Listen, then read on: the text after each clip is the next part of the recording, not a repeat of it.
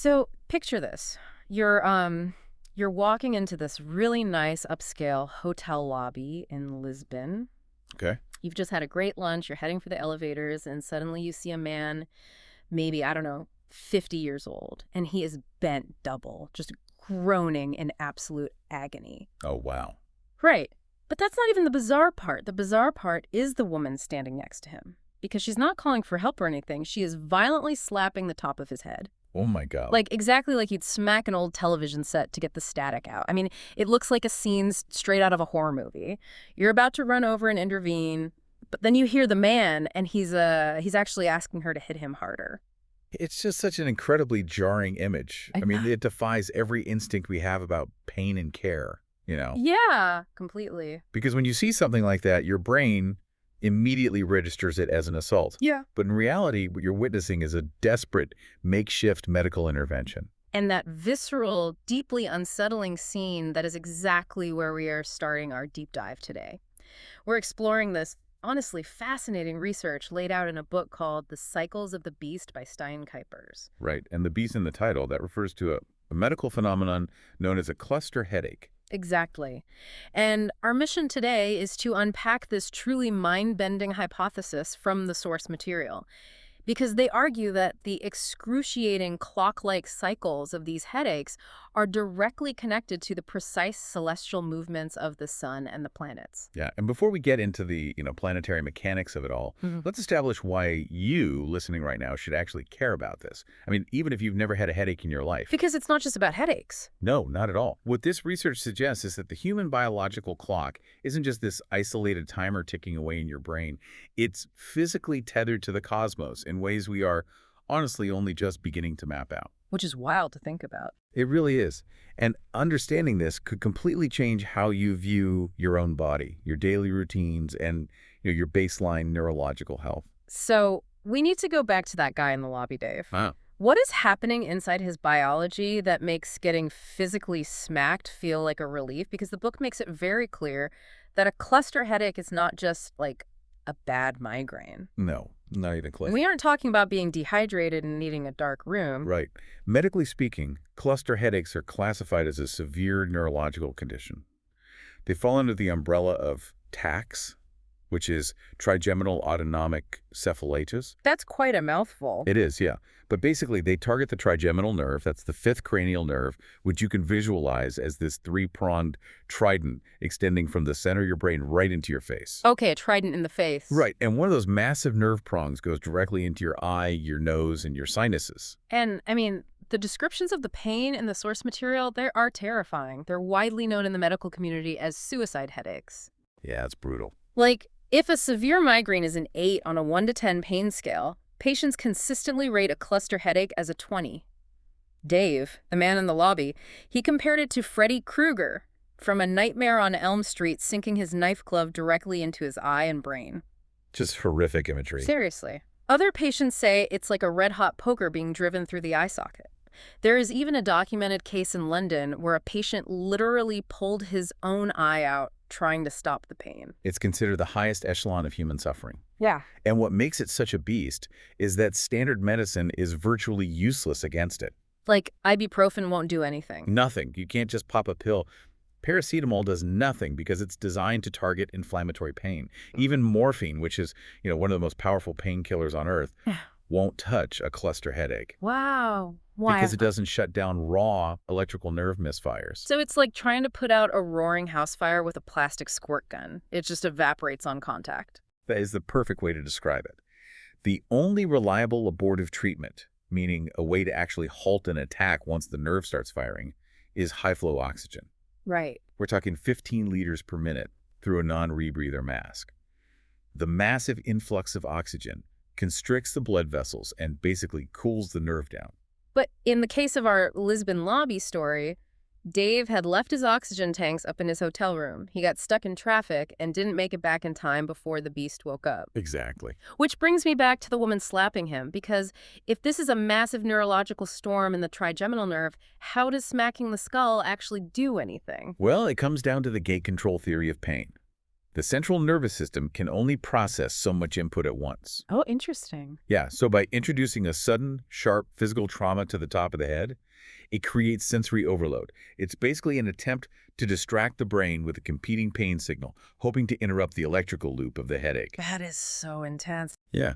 Patients are in such profound agony that they will literally bang their heads against concrete floors just to force their brain to pay attention to something else. That is horrifying, but the smacking is really just a desperate coping mechanism. The true mystery, the thing that actually sparked this entire investigation by the researchers in the book, is a throwaway comment Dave makes after the attack finally passes. Right. He mentions, just super casually, that he can set his watch to these attacks. Yeah. They have it at the exact same times every single day. And that is the pivot point, because suddenly the question isn't just about pain anymore, it's about time. Like, how does a headache know what time it is? Well, medically, the trigger for this specific timing is the hypothalamus. That is a small region deep in the base of the brain that houses our biological clock. Okay. It controls our circadian rhythms, telling us when to wake up, when to release cortisol, when to release melatonin. And brain scans show that right before a cluster attack, the hypothalamus completely lights up. Right, but the researchers push past that basic medical answer because they ask the next logical question. Okay, the hypothalamus is the trigger, but what pulls the trigger on the hypothalamus? Exactly. How does that biological clock actually set its time? And this is where they connect the micro clock in our heads to the macro clock of the solar system. Yeah, when you look at the raw data of when these attacks occur, they align perfectly with solar movements. Like perfectly. They happen on a strict daily cycle, which is circadian, and a seasonal cycle, which is circannual. I mean, just think about that for a second. If you're listening to this on your morning commute or, while walking the dog, your internal circadian rhythm isn't just a biological habit. It is literally your body's evolutionary code for tracking the sun. And that tracking is incredibly precise. The days when these attacks cluster the most intensely are around the equinoxes and the solstices. The major turning points of the year. Right. The times when the sun is either crossing the celestial equator or reaching its highest or lowest point in the sky. In fact, Cluster Headache Awareness Day is held on March 21st, the spring equinox. Wow, I didn't know that. Yeah, and on a daily basis, these attacks are remarkably consistent too. For many sufferers, they peak right around midnight. Which is when the sun is transiting the nadir, the absolute bottom of the sky on the other side of the planet. So you have this incredibly specific timing pointing straight to the sun. But I do have to push back here for a second. Sure. Because acknowledging that our sleep cycles are tied to daylight is one thing. But the book is suggesting that literal planetary geometry is firing celestial bullets at our nerves. I mean, that sounds a bit like pop astrology you'd read in the back of a magazine. It does sound like that at first glance, yeah. So how do they actually prove this isn't just a massive coincidence? Well, they needed hard data to move it from, like, coincidence to mechanics. And because the attacks have that clock-like predictability, they could use advanced astrological tracking to validate the theory. And we're not talking about horoscope stuff here. Right, not your daily Virgo reading. Exactly. We're talking about precise celestial geometry. The researchers started pulling the birth charts and attack dates of public figures known to suffer from these headaches. Because celebrity birthdays and their emergency hospital visits, those are usually public record. Right. So, for example, the researchers looked at the really popular YouTuber IShowSpeed. He had a massive, highly publicized cluster attack while traveling in Tokyo on July 28th. Now, his birthday is January 21st. Okay, I think I see where this is going. July 28th is roughly 6 months away from January 21st. It's exactly opposite. When the researchers plotted the sky for July 28th, they found that the transiting sun, meaning where the sun currently was in the sky on that day, was in exact opposition to his natal sun. Okay, let's break that down for the listener. Your natal sun is just the spot where the sun was positioned against the backdrop of stars the exact day you were born. Right. It's like a fixed coordinate on your personal map. So on the day of his attack, the actual sun in the sky was 180 degrees away, staring directly across at his birth coordinate. Exactly. And it wasn't just the sun. The planet Rahu, which is an astronomical point where eclipses happen, and it's known in ancient astrology for causing neurological disruption, had returned to square his natal sun. A square meaning a 90-degree angle. So imagine two cars speeding toward the exact same intersection from different directions. That 90-degree angle creates massive friction and tension. That's a really great way to visualize it. These mathematical angles basically act as stressors, but IShowSpeed is just one example. Right. Cluster headaches happen in clusters, obviously, so the researchers needed to see if this pattern held up consistently. So they pulled the data for actor Ben Affleck, who had a severe documented attack on Memorial Day in 2006, which was May 29th. But when they mapped the sky for Ben Affleck's attack, the theory almost fell apart, didn't it? It did. Because they looked at traditional astrological longitude, that horizontal band of the zodiac that most astrologers use, and there was nothing there. Like, no trigger. None of these so-called malefic planets like Mars or Saturn, which are known to introduce stress or aggression, were interacting with his natal sun. Yeah, and this is where the researchers had a massive breakthrough that basically changes the entire scope of the book. Because traditional astrology almost exclusively looks at longitude. Just the horizontal plane. Right. But space is three-dimensional. When they checked a graphic declination ephemeris, they found the missing piece. Mars was actually running parallel to Affleck's natal sun on the vertical axis. I love this part because it makes so much sense mechanically. It's a concept they call a 2D transit. Because if I tell you to navigate to a specific hidden city and I only give you its longitude, you are going to end up standing somewhere on a giant vertical line stretching from the North Pole all the way to the South Pole. Exactly, you're lost. You have the horizontal coordinate, but you will never actually find the city. You need the latitude, that vertical crosshair, to actually lock onto the target. Declination is that vertical crosshair. It measures how far a planet moves up or down from the celestial equator. And when the researchers started looking at the diaries of hundreds of patients from the Clusterbusters Forum, this 2D transit pattern was just undeniable. Wow. They term these periods the days of the beast.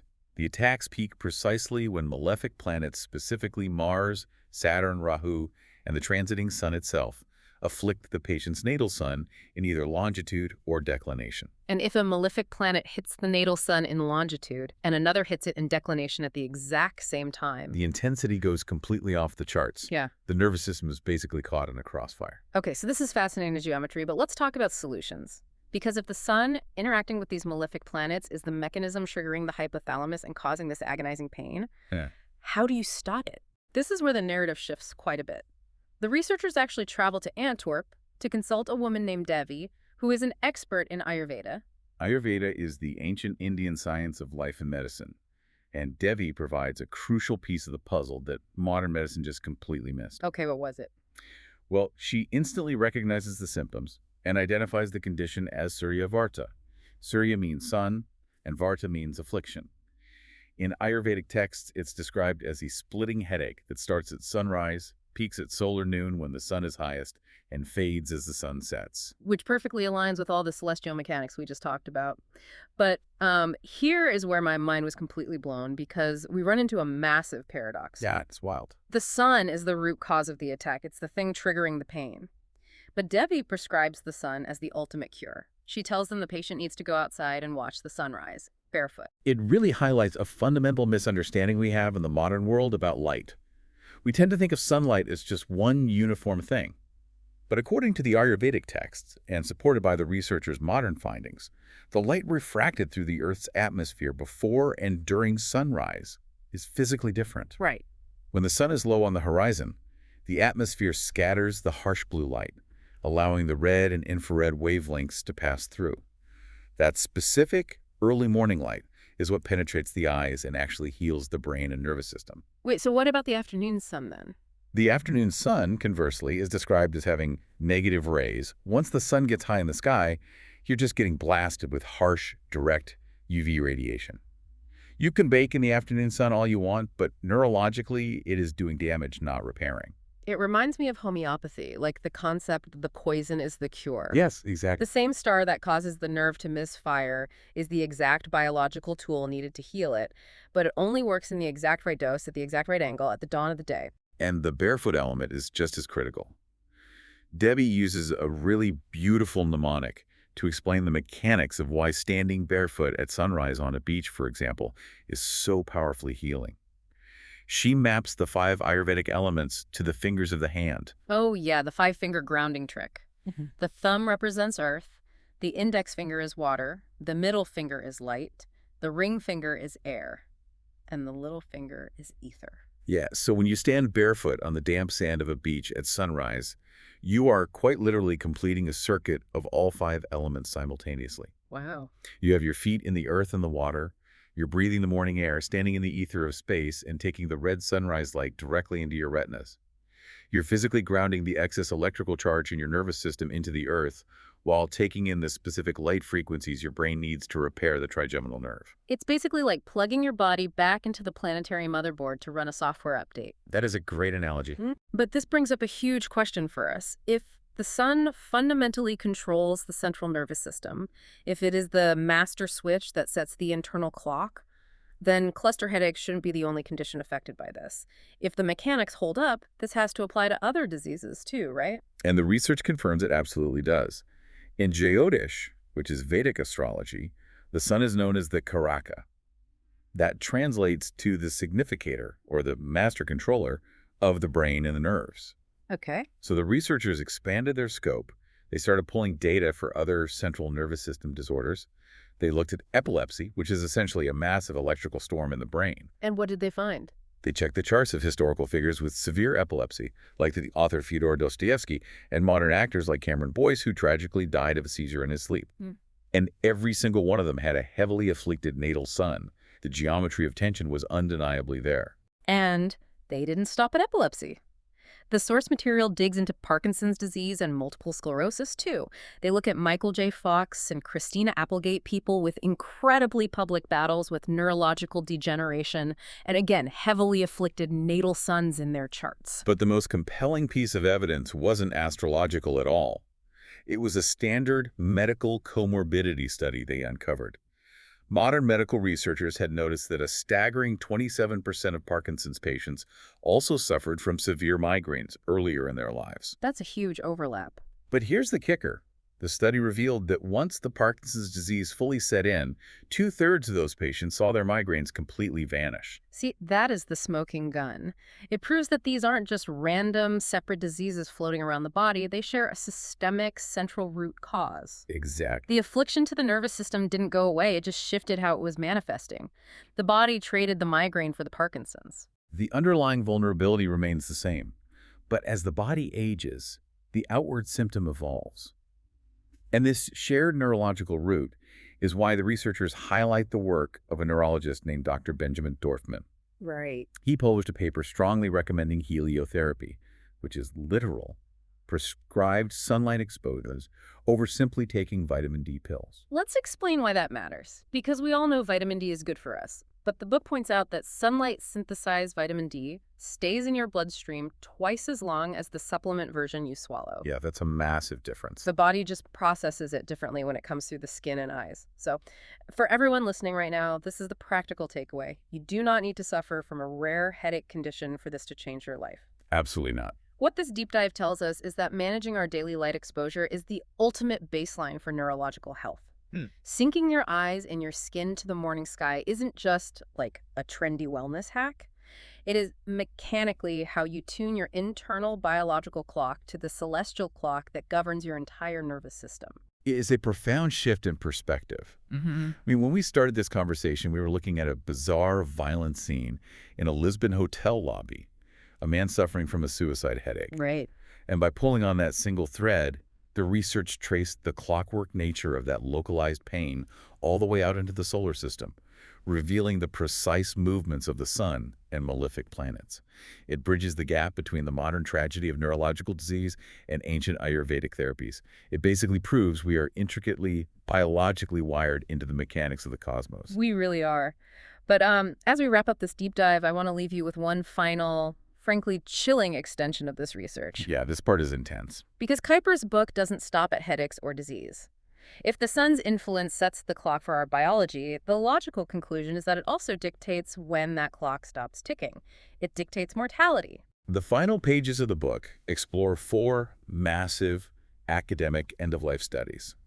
Now, these were conducted by traditional researchers, but when you look at their data through this astrological solar lens, the patterns are just impossible to ignore. Walk us through what they found. First, they found that increased solar energy, specifically higher ultraviolet radiation at the time of your birth, statistically shortens your human lifespan. Wow. Yeah, the heavier the solar load when you are born, the faster your biological clock runs out. Second, they looked at timing. There are massive, statistically significant spikes in human death around New Year's. Which, I mean, most people would assume that's just because it's winter or people are partying and getting into accidents, but what is the astronomical reason for that? On January 2nd, the Earth reaches perihelion. Because our orbit isn't a perfect circle, perihelion is the exact point in the year when the Earth swings closest to the sun. Ah, So the physical, gravitational, and radiation stress is at its absolute peak. that makes perfect sense, actually. What about the third study? The third study found a 6.7% higher death rate on people's actual birthdays. And again, academics try to blame it on birthday celebrations gone wrong. Yeah. But astronomically, your birthday is your exact solar return. Right. The transiting sun in the sky has completed its loop and is perfectly conjunct and parallel to your natal sun. It is a moment of immense celestial pressure. And then there's the fourth study, which honestly completely blew my mind because it ties our DNA directly to the time of day we are most vulnerable. They looked at human genotypes. They found that people with an AA or AG genotype, which makes up the majority of the population, statistically pass away in the late morning, right around 11 a.m. Which is rapidly approaching solar noon, the absolute peak of the sun's daily strength and transit in the sky. Right, but then they looked at late sleepers, people with a GG genotype who are extreme night owls.